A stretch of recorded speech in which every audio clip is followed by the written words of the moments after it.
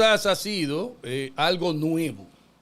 Ha sido algo nuevo el mirar en algunas de las obras que se ha dado como la insinuación clara y precisa, si se puede decir, a la homosexualidad.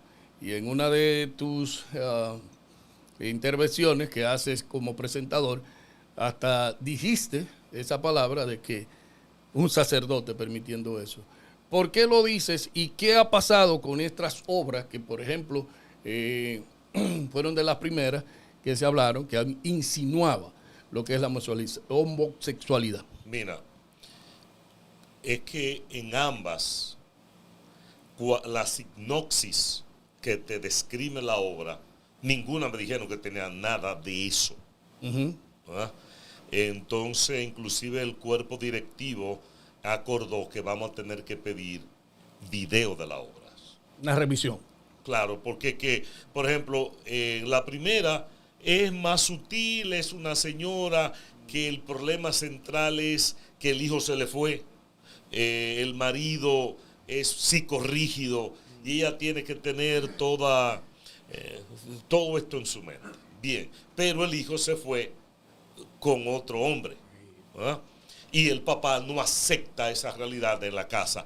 Ella la acepta, pero el esposo no. Entonces, esa es una realidad que vivimos a diario, ¿no? Latente hoy día. Latente, que estás ahí. Ahora, en la segunda obra, que se llama Lesiones de vida. Lesiones de vida, me habla de dos personas, una mayor, un joven, que se enfrentan. Y yo dije que esta sí me gustó. ¿Por qué? Porque el tema central no era la homosexualidad. El tema central era un hombre que fue abandonado por su esposa, que se fue con otro, y el hijo tiene un cambio de sexo. Es diferente. Ese es como la canción Simón. No sé No, si tú has porque oído la salsa Simón Simón. se hizo transvesti, y este no es un transvesti. Esta es una realidad que estamos viviendo hoy en día, pero no queremos verla. Es una persona que cambió de sexo. Entonces, y el problema y el enfoque central no era la persona que cambió de sexo. Y esto fue lo que me gustó. Era el conflicto del papá, que quedó solo, con un hijo que él no entiende, que quiere apoyarlo, pero él no comparte lo que es. Ese era las lecciones de vida. Esas lecciones de vida. Por cierto, el padre era profesor en una escuela.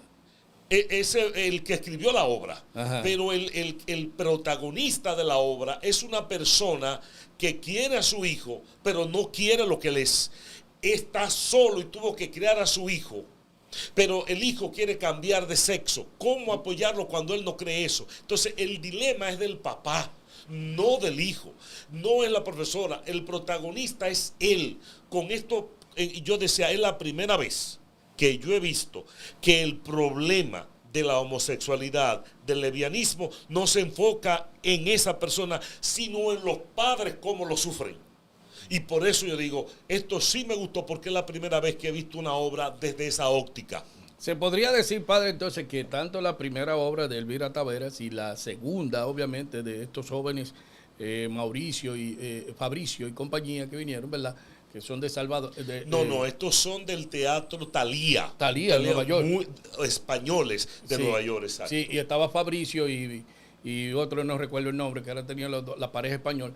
Se podría decir, padre, que estas lecciones de vida, tanto los padres como la sociedad está afrontando esos problemas. Está afrontando esos problemas, pero nunca lo había yo visto, estoy hablando yo personalmente, desde la óptica del que sufre, aunque no es el que es el problema en sí, sino que el problema le cae. Y como padres tú tienes que afrontar una situación que es el conflicto entre lo que tú crees, tus creencias, y frente a la realidad de tu hijo, que aunque tú no quieres lo que él es, tú amas a tu hijo. ¿Cómo enfrentar eso? Miren, no solamente, sí. Perdón, Quinti, no solamente cómo enfrentarlo, sino cómo apoyarlo, pero al mismo tiempo darle consejos de vida que lleguen a él. Por eso se llama consejos de vida, así se llama la obra. Que lo lleven a él a no cometer errores que muchos jóvenes caen en el suicidio, incluyendo los padres. Por eso él se arrepiente porque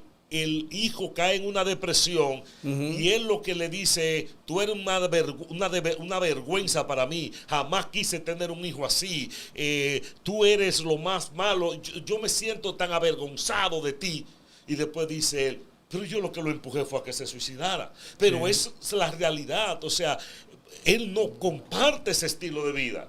Sí, y ahí es que está el detalle prácticamente, porque el prototipo del padre que viene desde muy tiempos atrás, que hombre, mujer y hombre, o sea, no, qué sé yo, decir que nos asimilan ahora lo que está sucediendo a nuestro alrededor, y que hay que destacar que muchos jóvenes hoy en día se van a otro lugar y allá viven una vida como el hijo pródigo, que es una vida desenfrenada, porque la Biblia no enseña realmente lo que el hijo pródigo hizo, pero hizo desenfrenada, todo lo hizo, hasta caer al punto de que, de caer en lo más bajo y darse cuenta que no era nadie. Entonces, el padre amoroso, que yo lo vi también en la obra, que por eso es que me llama la atención el por qué prácticamente el comité de revisar las obras y al mismo tiempo la situación que se dio en alguna situación sobre esto, las lecciones de vida que hoy hay real. Prepárense los religiosos, los católicos principalmente, porque en el Vaticano se está moviendo una corriente impulsada por el propio Papa Francisco para darle apertura a esa corriente LGBT y a las mujeres. Eso va a traer mucho debate, así que los teóricos de la religión, prepárense porque eso viene. No, yo no creo que nos puedan meter un cuco con eso. No es meter cuco, no es eso. Estamos viviendo esa realidad. Claro. Por ejemplo, en España hubo una persona que cambió de sexo y le negaron la comunión.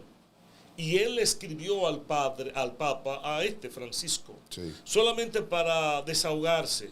Dice, y lo que menos yo esperaba era que el Papa me respondiera él mismo.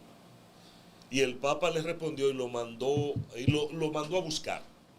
Y cuenta él que cuando él le pregunta al Papa, yo tengo cabida en esta iglesia, el Papa lo único que hizo fue que se paró de su silla y fue y lo abrazó. Es decir, es que estamos en unas circunstancias tan difíciles en que tú tienes que tener un corazón de pastor para poder entender una situación que no podemos obviarla y que es una realidad. Claro. No, y que hay que mirar, señores, por ejemplo, en mi caso, que también me ha tocado tener personas muy cerca de, ¿cómo se le llama ahora? La comunidad. LGBTQ. Sí, no, dejemos la sigla. Pero se le llama la comunidad. Y obviamente el tratar ese tipo de situación, no voy a decir ese tipo de personas, porque son personas comunes y corrientes como nosotros, con otros pensamientos, otras cosas, pero el tratar esa situación, tanto para los padres como los que los rodean y ellos mismos, a veces se vuelve un conflicto tan grande y tan difícil que terminan en depresión, terminan en cosas y hasta la muerte. Entonces, eso es lo que yo vi en la obra y por eso quise, padre, porque me llamó mucho la atención cuando dijiste esa palabra y al mismo tiempo se me acercó alguien del comité y yo dije, pero ¿y qué de malo tiene? Porque en realidad los teatros eran anteriormente usados para llevar al pueblo algunas cosas que los de arriba no miraban. Así comenzó el ¿cómo se llama? El teatro en la antigüedad, si no me equivoco, padre, ¿verdad? Entonces, eso es lo que se hace hoy en día. Esas obras que se presentan a veces la realidad cruda de que se está viviendo. Sí, entonces, como esta que viene. Y por eso es lo que me gustó, porque por fin vi a un papá con su dilema, enfrentándose a su dolor y a su realidad.